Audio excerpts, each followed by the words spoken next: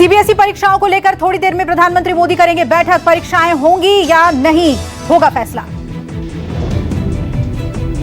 PM Modi कुछ ही मिनटों में शिक्षा मंत्री और अधिकारियों के साथ बैठक करने वाले हैं। कांग्रेस, आप समेत कई अभिभावक परीक्षाएं रद्द करने की मांग कर रहे हैं।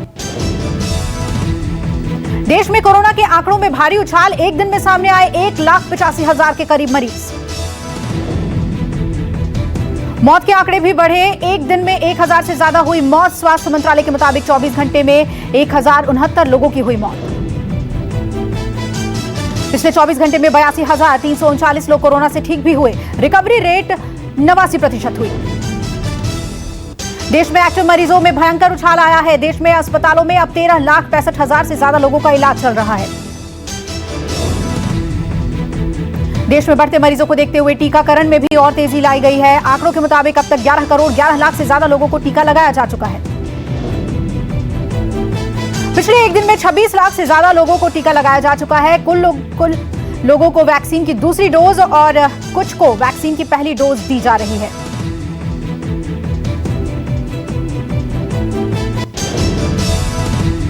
अखिलेश यादव कोरोना पॉजिटिव हुए। खुद ट्वीट करके अखिलेश यादव ने दी जानकारी। घर में ही इलाज शुरू हुआ।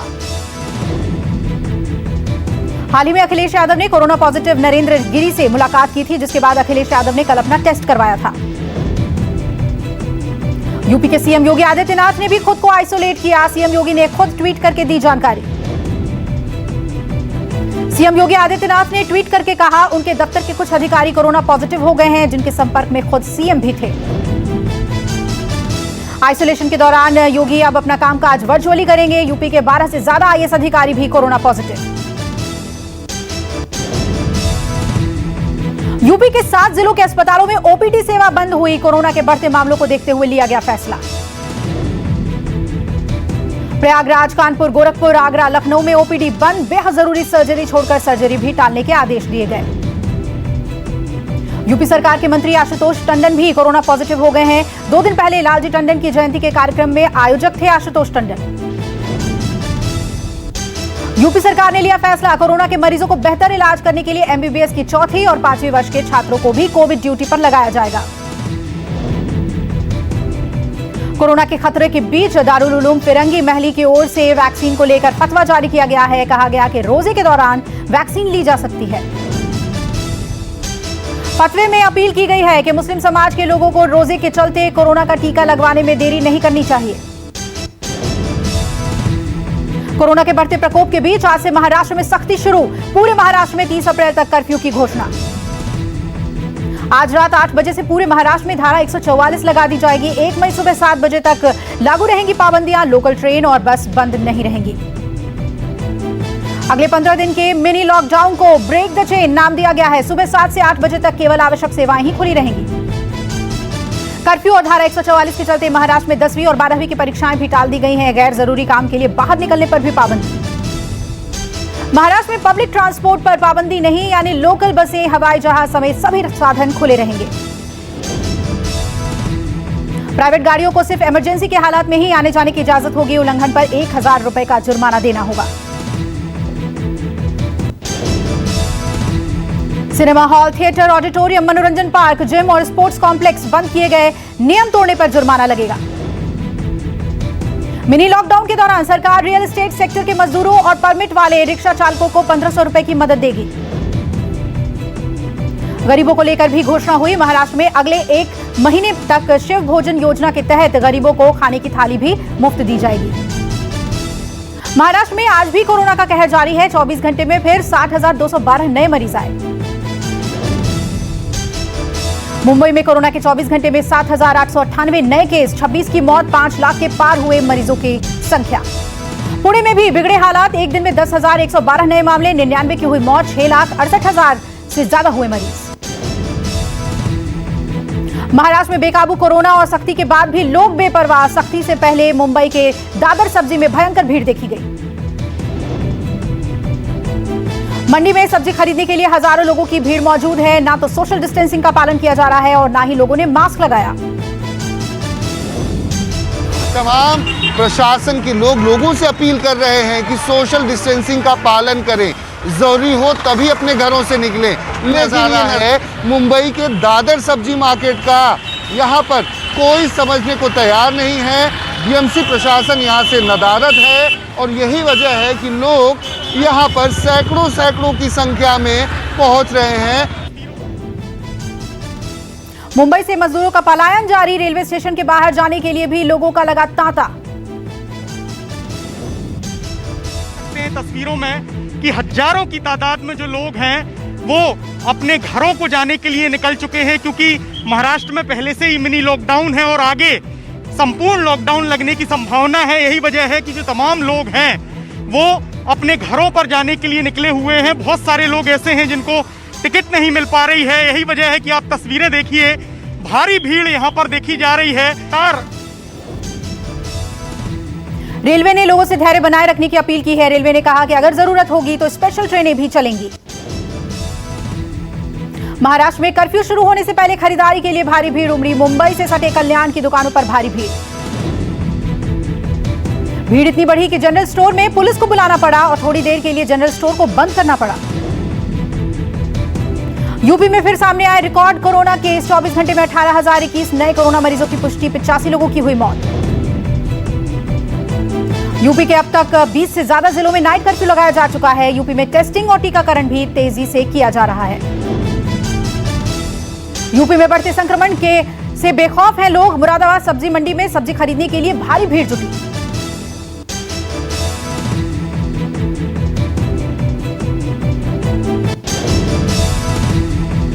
महाकुंभ में प्रशासन की सख्ती के बीच कोरोना टेस्ट बढ़ाया गया। 18 साधु और 100 श्रद्धालु कोरोना पॉजिटिव निकले। सोमवार को शाही स्नान के लिए 1 लाख साधु संत जुटे थे। शाही स्नान के दौरान नियमों को तोड़ते हुए डुबकी लगाई गई थी। हरिद्वार के सीएमओ के मुताबिक बीते 24 घंटे में जूना अखाड़ा के 5, 2 निरंजनी अखाड़ा, नाथ व अग्नि के 1 साधु कोरोना संक्रमित पाए गए। सीएमओ के मुताबिक बीते 4 दिनों में अखिल भारतीय अखाड़ा परिषद के अध्यक्ष नरेंद्र गिरी समेत 18 साधु कोरोना पॉजिटिव मिले।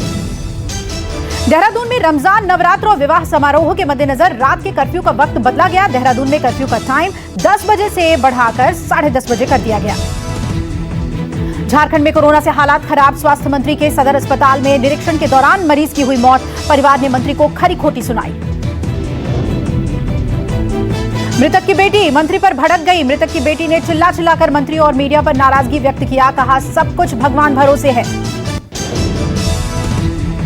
दिल्ली में कोरोना की तेज रफ्तार जारी। 24 घंटे में 13,468 नए मामले, 81 की हुई मौत, 7,50,000 के पार हुए मरीज। गुजरात में कोरोना का गदर जारी। 24 घंटे में कोरोना के 6,690 नए मामले, 67 की मौत, 3,60,000 के पार हुए मरीज। मध्य प्रदेश में भी महामारी का कहर। 24 घंटे में कोरोना के 8,998 नए मामलों की हुई पुष्टि, 40 की हुई मौत। राजस्थान में कोरोना आउट ऑफ कंट्रोल। 24 घंटे में 5,528 नए केस, 25 की मौत, 3,75,000 के पार पहुंचे मरीज। कर्नाटक में कोरोना हुआ बेकाबू। 24 घंटे में कोरोना के 8,778 केस, 67 की मौत, 10,84,000 के पार हुई मरीजों की संख्या। कोरोना के बढ़ते मामलों को देखते हुए राज्यपालों और एलजी के साथ बैठक करेंगे पीएम मोदी और उपराष्ट्रपति। शाम 6:30 बजे होगी बैठक। कोविड-19 के मैनेजमेंट और वैक्सीनेशन को लेकर पीएम और उपराष्ट्रपति की राज्यपालों संग पहली आधिकारिक बैठक होगी। बैठक में कोरोना महामारी को फैलने से रोकने और इसके खिलाफ कारगर उपायों को लेकर चर्चा होगी। बैठक में लिए जा सकते हैं कुछ अहम निर्णय। 100 करोड़ वसूली कांड में महाराष्ट्र के पूर्व गृह मंत्री अनिल देशमुख से आज सीबीआई मुंबई में करेगी सवाल जवाब। परमबीर सिंह के लेटर बम पर आज सीबीआई करेगी अनिल देशमुख से पूछताछ। आरोपों की सच्चाई जानने की कोशिश करेगी सीबीआई।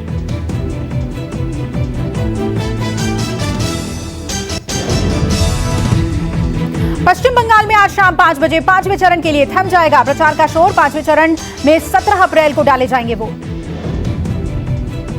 बंगाल में 5वें चरण में 45 सीटों पर होगा मतदान। सभी दल आज आखिरी दिन प्रचार में झोंकेंगे पूरी ताकत। कूच बिहार हिंसा के बाद चुनाव आयोग ने लिया था फैसला। प्रचार को 48 घंटे की बजाय 72 घंटे पहले खत्म करने का दिया था आदेश। बंगाल की सीएम ममता बनर्जी आज 5 जनसभा करेंगी। बीजेपी अध्यक्ष जेपी नड्डा भी आज 4 जनसभाओं को करेंगे संबोधित। कांग्रेस नेता राहुल गांधी भी आज पहली बार बंगाल चुनाव में प्रचार के लिए उतरेंगे। राहुल गांधी की बंगाल में आज 2 रैलियां होंगी। चुनाव प्रचार करने पर लगे 24 घंटे का बैन खत्म होने के बाद ममता बनर्जी ने 2 रैलियां की। ममता बीजेपी और चुनाव आयोग पर जमकर बरसी। ममता ने कहा, बीजेपी चुनाव प्रचार कर सकती है, लेकिन मुझे प्रचार करने से रोकने की कोशिश लगातार जारी, जनता इसका ध्यान रखेगी। ममता बनर्जी ने बीजेपी पर साधा निशाना, कहा, आपके पास सभी एजेंसियां हैं, लेकिन मैं स्ट्रीट फाइटर हूं, युद्ध भूमि से लड़ती हूं। ममता ने कहा, पीएम कहते हैं मैंने मथुआ संप्रदाय के लिए कुछ नहीं किया, अगर पीएम का दावा सही है तो वो राजनीति छोड़ देंगे। अंबेडकर जयंती पर आज अपना यूट्यूब चैनल लॉन्च करेगी कांग्रेस। यूट्यूब चैनल का नाम INC TV होगा। पार्टी के महासचिव मल्लिकार्जुन खड़गे करेंगे लॉन्च। लॉन्चिंग समारोह में राष्ट्रपिता महात्मा गांधी और भीमराव अंबेडकर पर बनी एक छोटी डॉक्यूमेंट्री भी दिखाई जाएगी। चैनल पर खासतौर पर राहुल गांधी, प्रियंका गांधी और सोनिया गांधी समेत पार्टी के वरिष्ठ नेताओं के विचार साझा किए जाएंगे। अंबेडकर जयंती पर पीएम मोदी का ट्वीट। पीएम ने कहा, संघर्ष हर पीढ़ी के लिए एक मिसाल बना रहेगा।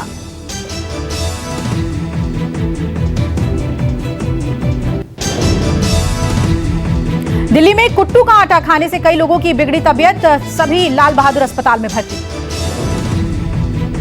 डॉक्टर के मुताबिक सभी ने कुट्टू का आटा खाया था, हालांकि पुलिस ने अब तक इसकी पुष्टि नहीं की है।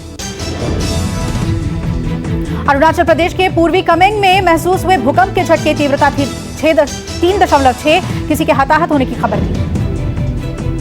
ग्वालियर में कोरोना के कहर के बीच चैत्र नवरात्र का दूसरा दिन, कई जगहों पर मंदिरों में लगी भक्तों की भीड़, कोविड गाइडलाइन की उड़ रही हैं धज्जियां। असम के डिब्रूगढ़ में पुलिस ने जाली नोटों के साथ 3 लोगों को किया गिरफ्तार, 26 लाख रुपए के नकली नोट जब्त।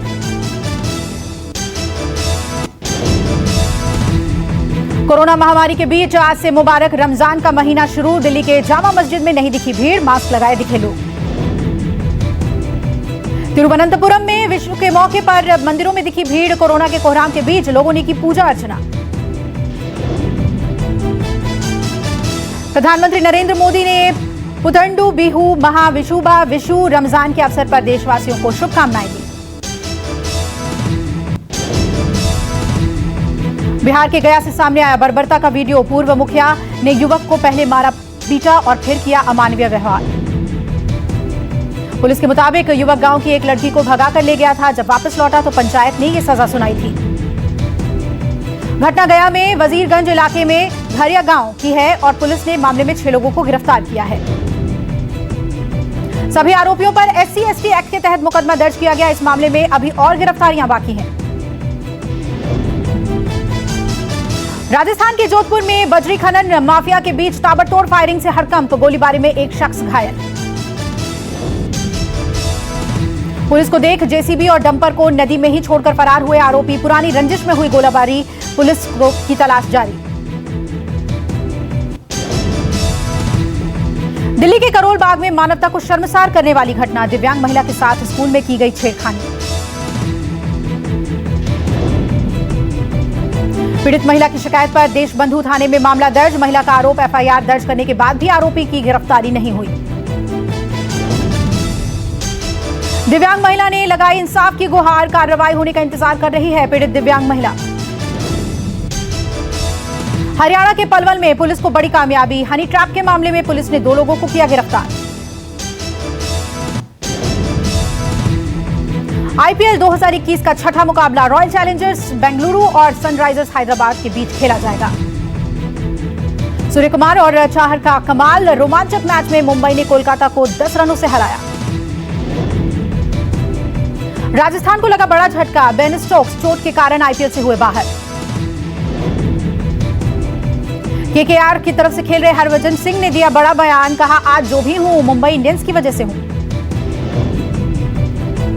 महिला टीम के कोच के लिए WUV रमन फिर करेंगे आवेदन, विश्व कप पर पूरी नजर।